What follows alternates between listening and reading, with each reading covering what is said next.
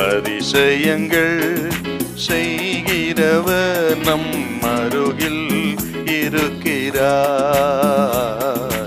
அற்புதங்கள் செய்கிறவர் என்றும் நமக்குள் வசிக்கிறார். லூக்கா எழுதின சுவிசேஷம் 15ஆம் அதிகாரம் 8-9 வசனங்களை வாசிக்கும்படி அன்பாய் கேட்டுக்கொள்கிறேன். அன்றியும் ஒரு ஸ்திரீ 10 வெள்ளிக்காசை உடையவளாய் இருந்து அதில் ஒரு வெள்ளிக்காசு காணாமற் போனால் விளக்கை கொளுத்தி வீட்டை பெருக்கி அதை கண்டுபிடிக்கிற வரைக்கும் ஜாக்கிரதையாய் தேடாமல் இருப்பாளோ?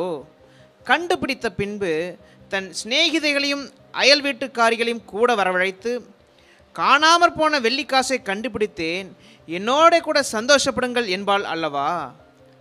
பலஸ்தீனா தேசத்தில் யூத ஸ்திரீகள் 10 வெள்ளிக்காசை ஒரு மாலையாக செய்து தன்னுடைய நெற்றியிலே அணிந்து கொள்வார்கள்.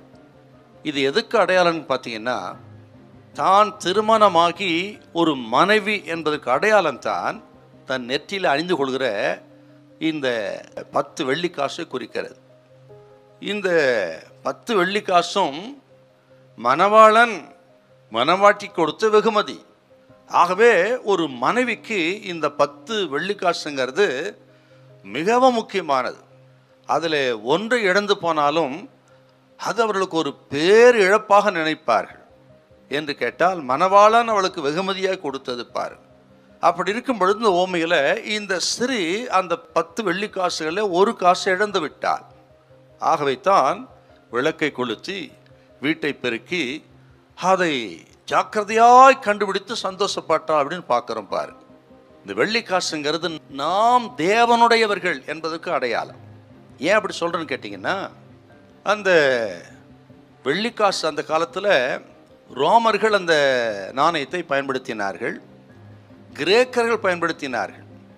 ரோமர்களோ கிரேக்கர்களோ அவர்கள் நாணயத்தை பயன்படுத்தும் பொழுது அந்த நாணயத்தின் பேரில் முத்திரை இருக்கும். ரோமர்களின் முத்திரை, கிரேக்கர்களின் முத்திரை இருக்கும் 2 பக்கமும்.